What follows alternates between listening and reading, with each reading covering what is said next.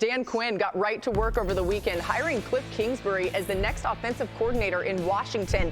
Kingsbury was to take the OC position in Las Vegas before pulling his name out of the running, taking the spot with the Commanders. So Quinn talked about his new coordinator today. Kliff has always been somebody that I've kept up with. Years ago, we both coached in college, and we first met each other at an award show and just kind of hit it off on that time, and then competed against each other. I certainly followed his career. We're really pumped that he's going to be a part of it. Obviously, I know people talk about, his acumen with quarterbacks, and that's proven, but he's also an excellent coach. He's not just, a guy that's going to be with the quarterbacks the whole time. As a coach, you were writing down some names if this is something in your future that said, if I get that shot, this is somebody I would want to talk to.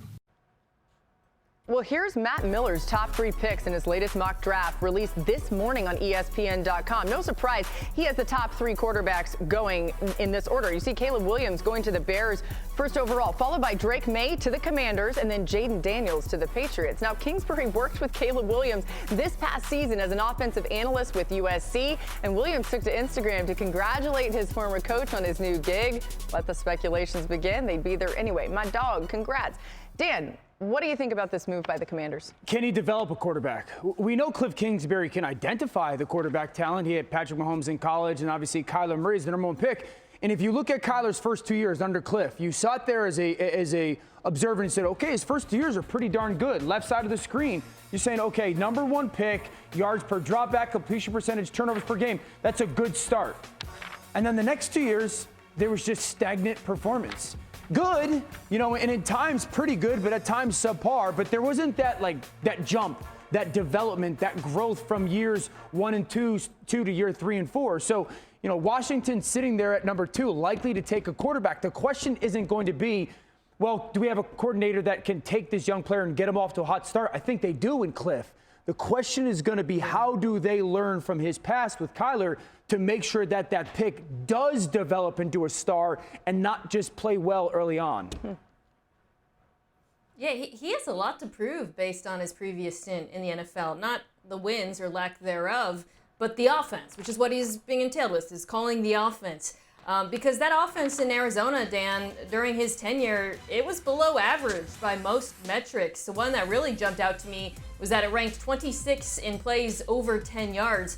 And watching it, at times they were explosive, but at times it looked stagnant. The way he used DeAndre Hopkins and didn't move him around at times befuddled me. The lack of some of the easier concepts we see around the NFL, putting quarterbacks in a better position to succeed with some of the stuff you see around the league of the Shanahan tree offenses with the run-pass options and putting them under center. So you go to Washington, where I think he's in a good situation because you get your choice of quarterbacks probably after pick 1, unless they trade up. You've got good skill players. You talk about developing a quarterback, that goes beyond, mechanics and teaching the quarterback how to see the field. It's, can you call a quarterback-friendly offense? And thus far, we haven't really seen that from Kliff Kingsbury. Nope. Yeah, it'd be fascinating to see how those 3 quarterbacks at the top end up shaking out, because I think we could see that change a whole lot before the draft in April. Now, Dan Quinn on the defensive side, looking to revamp this Commanders defense, which ranked last in the league in points per game and yards per game in 2023.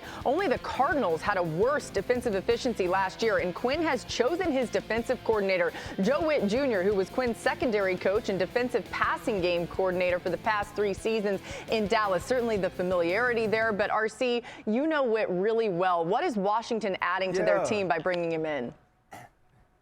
First off, he's a football coach. His dad coached at Auburn through 3 or 4 head coaches, and he was a staple there. He actually finished his career that was supposed to be on the field as a graduate assistant at Auburn. He was born to do this. We talked today, and he told me this. He said, the one thing we're going to do is we're going to run to the football, and then we're going to hit, and we're going to turn the football over. And if you are not about running and hitting, it won't be the room for you. And when you look at a team that was that low statistically, as the Washington Commanders were in every category, ain't nowhere to go but up.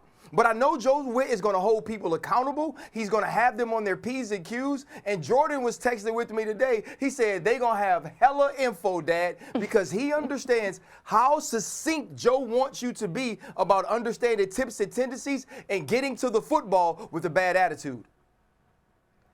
RC, philosophically, that's where you went from a mentality standpoint.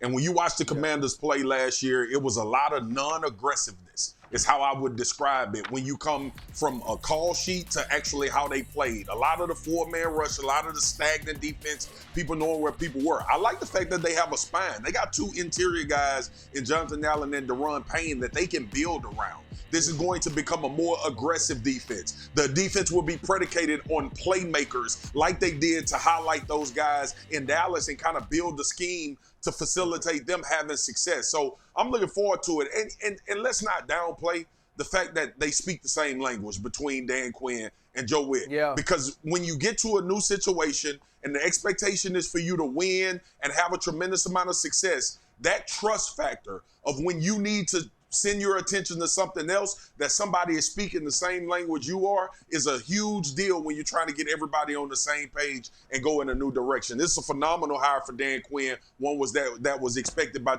you, RC, when we talked last week.